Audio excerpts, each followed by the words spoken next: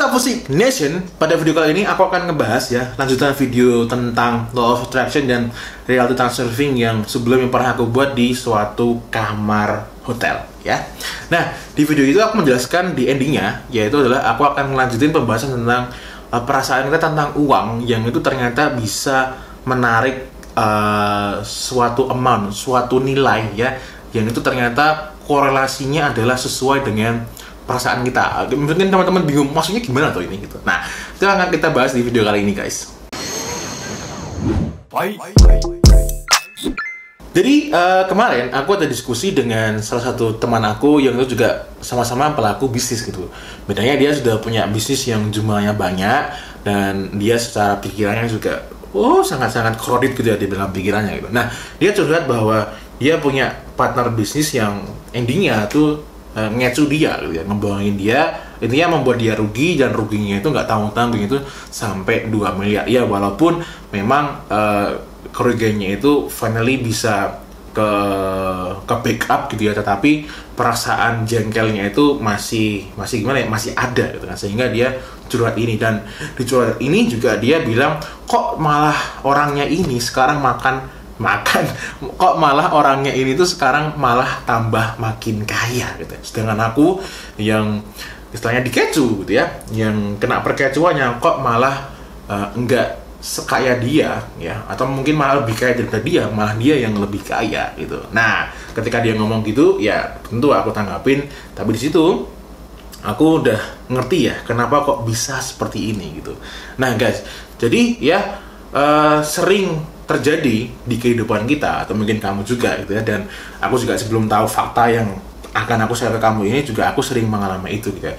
Jadi guys, kita itu sering tidak merasa worth it, sering merasa bernilai ya, menilai diri kita sendiri dibandingkan mereka para brengsek ya, para begundal ya, yang bisa meraup profit yang banyak. Jadi mereka, orang-orang ini ya, yang kamu bilang brengsek itu ya, mereka ini walaupun punya behavior, perilaku yang brengsek ya, tapi mereka meyakini bahwa dirinya adalah orang yang itu patut dibayar dengan sekian, atau patut mereka merasa dirinya patut punya uang sekian gitu ya. Nah, jadi dampaknya apa? Karena mereka itu vibrasinya secara keuangannya itu mereka merasa patut gitu ya, itu dia bisa dapat duit yang segitu, paham kan ya? Sedangkan kita ya yang punya keberbadaan yang menurut kita adalah lebih bagus daripada dia, tapi kita tidak merasa diri kita tuh worth it untuk angka atau nominal uang sekian. Dampaknya apa? Walaupun kita berbuat baik ya, si uangnya itu ya, kekayaan ini malah nggak ke kita, nggak tertarik kita, malah si orang yang brengsek ini gitu ya. Nah, mungkin teman-teman di sini ada yang berbeda pendapat gitu, masa iya sih kayak gitu. Nah, jadi ada suatu penelitian mini gitu ya, yang dilakukan oleh temannya Mas Arif Era. Mungkin teman-teman juga ada yang subscriber dari Mas Arif Era ya. Ini aku ceritakan lagi aja supaya mungkin teman-teman yang belum ngerti jadi tahu gitu.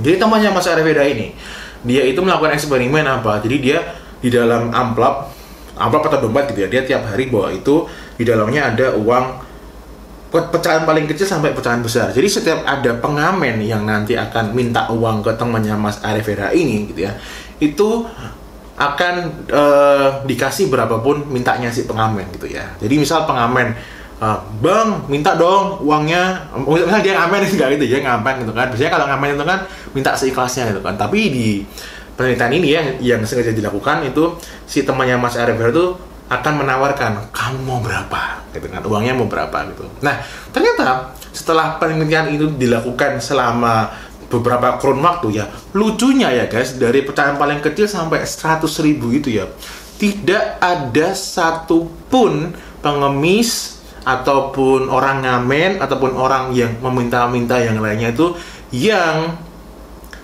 merasa dirinya itu worth it ya untuk uang 100.000. Jadi ketika ditawarin, misal dia ngamen gitu kan, terus ditanya gitu kan, berapa gitu kan, itu menurut penelitiannya itu paling gede adalah di angka 20.000. Itu pun bahkan dikembalikan kalau nggak salah. Yang minta 100.000 itu tidak ada sama sekali. Nah, dari situ kita bisa menyimpulkan ternyata ya rezeki itu dalam jumlah, kalau di sini rezeki dalam bentuk uang gitu ya, itu ternyata terhadirkan di dalam diri kita. Karena apa? Ya karena sebenarnya karena apa? Karena faktor juga, apakah diri kita itu merasa dinilai dengan sekian uang tersebut gitu ya. Nah, jadi balik lagi ke kasus tadi, kenapa kok orang brengsek itu gitu ya, mungkin teman kamu juga punya teman yang brengsek tapi dia malah lebih kaya. Kok malah bisa lebih kaya? Karena dia merasa dirinya itu worth it untuk nilai sekian. Nah, mungkin teman-teman yang nyimak Fusik sering kan kita bahas masa-masa brengsek gitu kan, yang itu dia itu bikin course yang nggak jelas sama sekali, dia pun nggak paham, tapi dia sampai berani ngecas sampai harga 7 juta sampai 10 juta. Itu ada lah kayak gitu loh. Dan dia orangnya merasa fine-fine aja. Karena apa? Dirinya merasa worth it untuk dicas untuk mendapatkan sekian rupiah tersebut gitu ya. Sedangkan kamu yang orangnya jujur, berbuat baik, skillnya bagus, bahkan skillnya benar-benar ngefek ke bisnis orang-orang lain gitu ya. Intinya kamu orangnya oke, tapi dirimu tidak merasa worth it untuk mendapatkan sekian uang. Aduh guys, hati-hati guys ya. Kamu akan kesusahan untuk mendapatkan sekian nominal rupiah yang kamu inginkan ya. Jadi dari pembahasan ini, yang seharusnya kita lakukan guys itu adalah, iya, ketika kalian itu memang meyakini bahwa diri kalian itu mempunyai value yang berharga, misal kayak skill pekerjaan yang bisa kalian lakukan ke orang lain, atau mungkin kalian menjual produk gitu, yakinlah bahwa diri kalian itu memang berharga gitu ya. Sehingga nanti ketika mungkin kalian ditanya seseorang, kalau bayar kamu itu berapa gitu ya, itu kalian bisa menjawab dengan lantang, bisa menjawab dengan percaya diri. Karena apa? Memang hargaku adalah sekian ya, jadi bukan berapa aja deh gitu ya.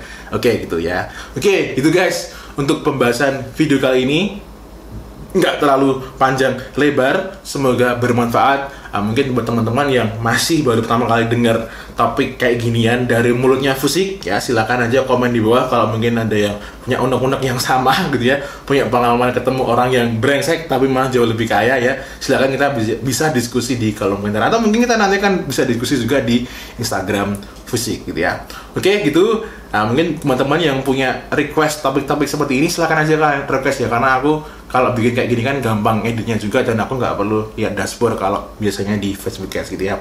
Oke, gitu aja untuk video kali ini, semoga bermanfaat. As always, may we always live in prosperity. This is Fusik signing off. Bye bye.